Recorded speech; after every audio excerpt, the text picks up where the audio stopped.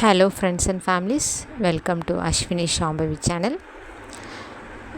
நம்ம சேனலுக்கு தொடர்ந்து ஆதரவளித்து வரும் அனைவருக்கும் மிக்க நன்றி. லாஸ்ட் வீடியோவில் ஸ்ரீ முருகன் திருப்புகழ் எண்ணியது கைகூட பார்த்தோம். இந்த வீடியோவில் ஸ்ரீ முருகன் திருப்புகழ் பாகம் 4 திருமணம் கைகூட பகுதி 1 பார்க்க போகிறோம். தொடர்ந்து ஸ்கிப் பண்ணாமல் பாருங்கள். ஸ்ரீ முருகப்பெருமானின் திருப்புகழை படிப்பவர்க்கும் கேட்பவர்க்கும் மிகச்சிறந்த பலன்கள் நிச்சயம் கிடைக்கும். ஸ்ரீ அருணகிரிநாதர் அருளி செய்துள்ள ஸ்ரீ முருகன் திருப்புகழ் பாகம் 4 2 பகுதிகள் இருக்குது. 2 பகுதியுமே தொடர்ந்து இந்த வீடியோவில் பார்க்க போகிறோம். வாங்க வீடியோக்குள்ளே போகலாம். நீலங்கொள் மேகத்தின் மயில் மீதே நீ வந்த வாழ்வை கண்டதனாலே மால் கொண்ட பேதைக்குன் மணநாரும் மார்த்தங்கு தாரை தந்தருள்வாயே.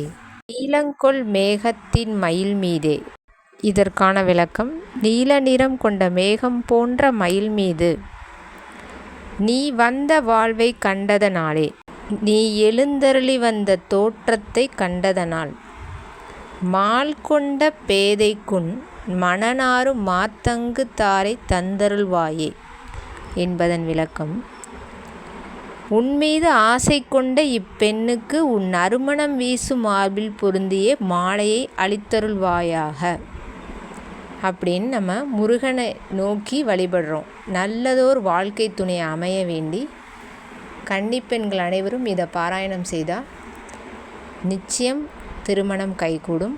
ஸ்ரீ அருணகிரிநாதர் மிக அருமையாக இந்த திருப்புகழ் பாடல் வரிகளில் சொல்லியிருக்காரு.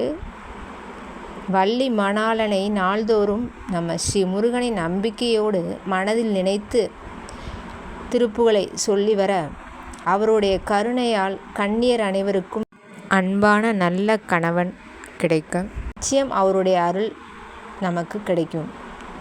இல்லறமல்லது நல்லறமன்று என்பது ஒரு ஆன்றோர் வாக்கு. எல்லாருக்குமே நமக்கு இஷ்டப்படி நம்ம கணவன் இருக்கணும், நம்மளை கவனிச்சுக்கணும், நம்ம தேவைகளை பூர்த்தி செய்யணும், குழந்தைகளை நல்லபடியாக வளர்க்குறதுக்கு முழு ஒத்துழைப்பு தரணும்னு தான் நினைப்போம். அதன்படி மனம் போல் மாங்கல்யம் அமைய இத்திருப்புகழ் ஒரு வரப்பிரசாதம்னே சொல்லலாம். நீங்கள் பார்த்துட்ருக்கிறது திருப்புகழ் பாகம் 4 திருமணம் கைகூட பகுதி 1 முதல் 4 வரிக்கான விளக்கங்களை பார்த்தோம். தொடர்ந்து அடுத்த 4 வரி: வேல் கொண்டு வேலை பண்டெறிவோனே, முன்காலத்தில் வேல் கொண்டு கடல் வற்றுமாறு வேலை எறிவோனே என்ற அர்த்தம். வீரம் கொள் சூரருக்கு குலகாலா, அசுரர் குலத்திற்கு கூற்றுவனாய் விளங்கியவனேன்னு சொல்லியிருக்காரு. நாளந்த வேதத்தின் பொருளோனே, ரிக் யஜு சாம அதர்வன 4 வேதங்களுக்கு பொருளாய் விளங்குபவன் நானே.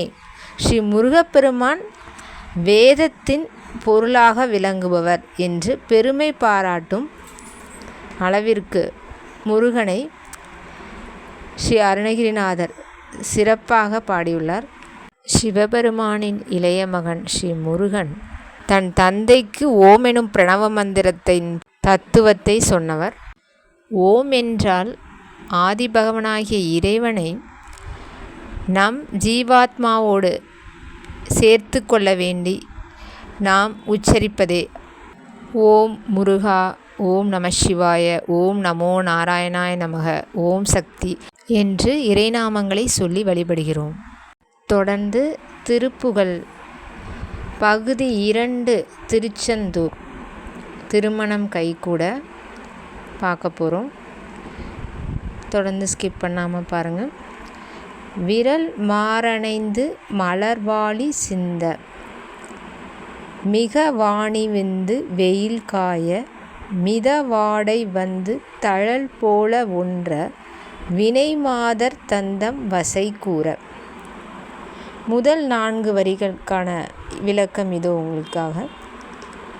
வெற்றியுடைய மன்மதன் 5 மலர் அம்புகளையும் செலுத்த வானில் சந்திரன் வெயில் போல் வெப்பமுடன் காய மிதமான தென்றல் காற்று வந்து தீபோல் வீச, வீண் பேச்சு பேசும் மங்கையர் தத்தம் வசை சொற்களால் தூற்றிட. இதுவே முதல் 4 வரிக்கான விளக்கம்.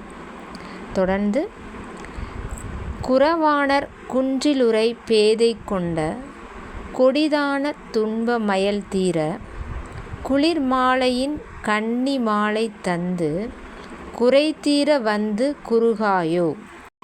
இதற்கான விளக்கம் இதோ உங்களுக்காக. குறவர்களின் குன்றில் வாழ்கின்ற ஸ்ரீ வள்ளியை போன்ற பேதை பெண் அடைந்த கொடிய துன்ப மயக்கம் நீங்க, குளிர்ந்த மாலை பொழுதில் வந்து நீ அணிந்திருக்கும் மாலையை தந்து என் குறை தீர வந்து அணுக மாட்டாயா என்று சொல்லப்பட்டுள்ளது. தொடர்ந்து, மறிமானுகந்த இறையோன் மகிழ்ந்து வழிபாடு தந்த மதியாளா, மலைமாவு சிந்த அலைவேலை அஞ்ச வடிவேல் எரிந்த அதிதீரா. இதற்கான அர்த்தம் விளக்கம் உங்களுக்காக. மான் கன்றை விரும்பி கையில் ஏந்தும் சிவபெருமான் உன்னிடம் உபதேசம் பெறுவதற்காக மகிழ்வுடன் உன்னை வழிபட்ட அறிஞனே. சூரனின் 7 மலைகளும் மாமரமாய் நின்ற அவனும் அழியவும், அலைகடலானது அச்சம் கொள்ளவும் கூர்மையான வேலை செலுத்திய மாவீரனே. சூரசம்ஹாரம் செய்த ஸ்ரீ முருகப்பெருமானை அருணகிரிநாதர் மாவீரன் என்று சிறப்பாக பாடியுள்ளார். தொடர்ந்து, இத்திருப்புகழ் பாடலின் இறுதி 4 வரிகளை பார்ப்போம். அறிவால் அறிந்து உன் இருத்தால் இறைஞ்சும் அடியார் இடைஞ்சல் களைவோனே, அழகான செம்பொன் மயில் மேலமர்ந்து அலைவாய் உகந்த பெருமாளே. இந்த வரிகளுக்கான அர்த்தம், அறிவால் உன்னை அறிந்து உன் திருவடிகளையும் 2 திருவடிகளையும் வணங்கும் அடியவரின் துன்பத்தை போக்குபவனே, அழகிய செம்பொன் மயில் மீதில் அமர்ந்து திருச்செந்தூரில் மகிழ்ந்து வீற்றிருக்கும் பெருமாளே என்று பாடியுள்ளார். இத்துடன் திருமணம் கைகூட பகுதி 2 திருச்செந்தூர் திருப்புகழ் பாடல் நிறைவு பெற்றது. லாஸ்ட் வீடியோவில் இறைவனை காண வேண்டி 36 தத்துவங்கள் இந்த பதிவில் பார்க்கலாம்னு சொல்லியிருந்தேன். அதாவது கணத்த தத்துவம் சைவ சித்தாந்தத்தில் சொல்லப்பட்டுள்ள 36 தத்துவங்கள், சுத்த தத்துவம் 5, வித்யா தத்துவங்கள் 7, ஆன்ம தத்துவங்கள் 24, ஆக மொத்தம் 36 தத்துவங்கள். இதில் சுத்த தத்துவங்கள் என்றால் இறைவனின் சர்வ சக்தியால் இயங்குபவை என்ற அர்த்தம். சிவம், சக்தி, சாதாக்கியம், சுத்த வித்தை, ஈஸ்வரம்.